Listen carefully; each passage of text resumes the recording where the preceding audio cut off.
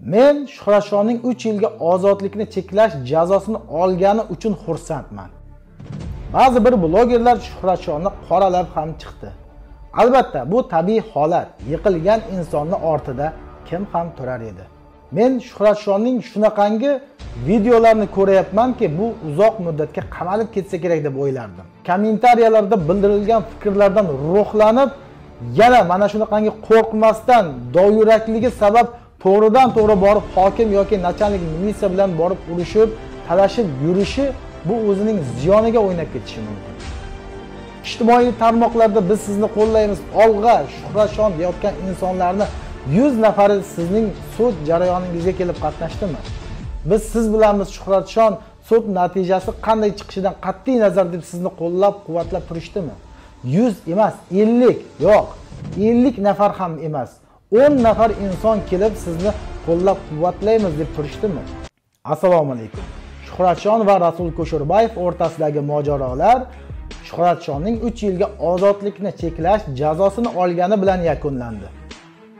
Ba'zi bir blogerlar Shuhratshonni qoralab ham chiqdi. Albatta, bu tabiiy holat. Yiqilgan insonning ortida kim ham turar edi. Shuhratshon ham sud natijasidan norozi bo'lgan videolarini chiqara boshladi. Men Shuhratshonning 3 yilga ozodlikni cheklash jazosini olgani uchun xursandman. Men juda ham xursandman. Sababi men shunchalik qo'rqqan edimki, Shuhratshon uzoq muddatga qamalib ketishi mumkinligidan. Hammamiz ham ko'rib bilib turibmiz. Men Shuhratshonning shunaqangi videolarini ko'ryapmanki, bu uzoq muddatga qamalib ketsa kerak deb o'ylardim.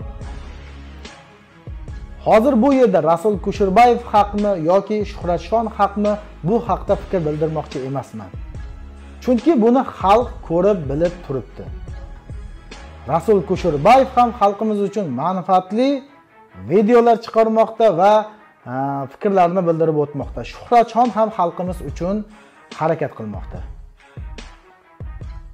Rasul Kusherbayev mana shu ba'zi bir qonunlarga va ba'zi bir ishlarga qo'rqmasdan dadil fikrlarini bildirayotgan bo'lsa, Shuhratshon to'g'ridan to'g'ri borib hokim yoki nachalnik militsiyaning oldiga borib keskin e'tirozlarni bildirmoqda. Ba'zi bir emas, ko'plab blogerlarning, ya'ni men o'ylaymanki, hech qaysi bloger ham borib to'g'ridan to'g'ri hokimga siz nohaqsiz, siz noto'g'ri ish qilyapsiz deb ayta olmasa kerak. Bordir, lekin men bilmayman. Nachalnik militsiyaga ham borib to'g'ridan to'g'ri gapirishga hech qaysi blogerning do'qi yetadi deb o'ylamayman. Shuhratshon bu dovyurak, qo'rqmas blogerlarimizdan biri. To'g'ri, Shuhratshon o'zi ham tan oladi murojaatlarni tekinga borib o'rganmasligini. Chunki uning borib kelish xarajati va uning bu tomonda ro'zg'ori bor. Bu degani Shuhratshon murojaat qilgan inson noto'g'ri murojaat qilgan bo'lsa ham buni to'g'ridan to'g'ri o'sha insonni oqlab hokimiyat yoki mana shu biron bir tashkilotlar bilan janjallashadi degani emas.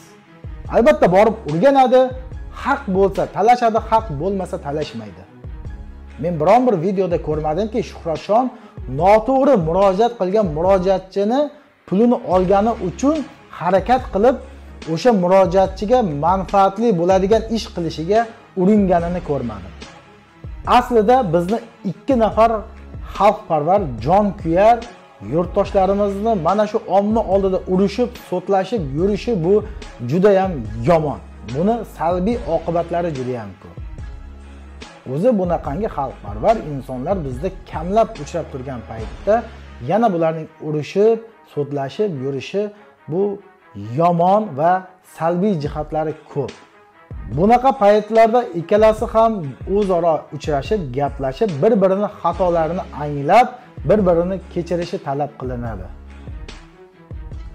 Zeroki ikkisi ham xalq uchun harakat qilyapti. Millatning yaxshi yashashi uchun harakat qilyapti. Qonun ustuvorligini ta'minlash maqsadida harakat qilishyapti.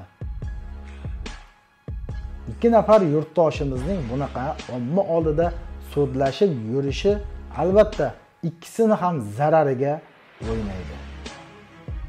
Shuning uchun aytamiz, Shuhratshon kommentariyalarda bildirilgan fikrlardan ruhlanib, yana mana shunaqangi qo'rqmasdan, doyurakligi sabab to'g'ridan to'g'ri borib hokim yoki nachalnik militsiya bilan borib urushib, talashib yurishi bu o'zining ziyoniga o'ynab ketishi mumkin. Bugun sizni ko'targan xalq bir lahzada sizdan voz kechib yuborishi hech gap emas. Ijtimoiy tarmoqlarda biz sizni qo'llaymiz, olg'a, shuhrashon deyotgan insonlarni 100 nafari sizning sud jarayoningizga kelib qatnashdimi? Biz siz bilanmiz Shuhratshon sud natijasi qanday chiqishidan qat'iy nazar deb sizni qo'llab-quvvatlab turishdimi? 100 emas, 50, yo'q, 50 nafar ham emas. 10 nafar inson kelib sizni qo'llab-quvvatlaymiz deb turishdimi? Yo'q. Yillar mobaynida siz xalqni qalbidan chuqur joy egallaysiz. Buning uchun sizdan juda ham ko'p mehnat, mashaqqat talab etiladi. Ammo birgina xatoyingiz yoki insonlarning buni xato deb o'ylashi sizni bir lahzada yerga urib yakson qilishi mumkin. Endi sizda shunaqangi imkoniyat bor Shuhratshon. Oilangizning bag'rida o'tkazishga sizda vaqt bor. Buni biz ham juda ham yaxshi tushunamiz. Siz mana shu murojaatlar va mana shu ijod ustida oilangizga vaqt ajrata olmay qolasiz. Chunki juda ham katta mehnat bor bu yerda. Syomka, montaj ishlari va hokazo yo'ldagi vaqt ketishlari. Ro'zg'oringizga, oilangizga vaqt ajratishingiz juda ham kam bo'ladi. Endi sizda shunaqangi imkoniyat borki, oilangiz davrasida ko'proq vaqt o'tkazishga va o'zingizning sog'lig'ingizni ham tiklab olishingizga sizda yetarlicha vaqt bor. Endi o'zingizning sog'lig'ingizga ham e'tibor qaratishingiz lozim. Chunki bilamiz, juda ham ko'p mana shu murojaatlarni ustida asabiylashasiz. Bu sizni ruhiy holatingizga ham juda ham salbiy ta'sir qiladi. Men shuning uchun ham xursandman. Uzoq muddatga qamalib ketmaganingiz uchun xursandman.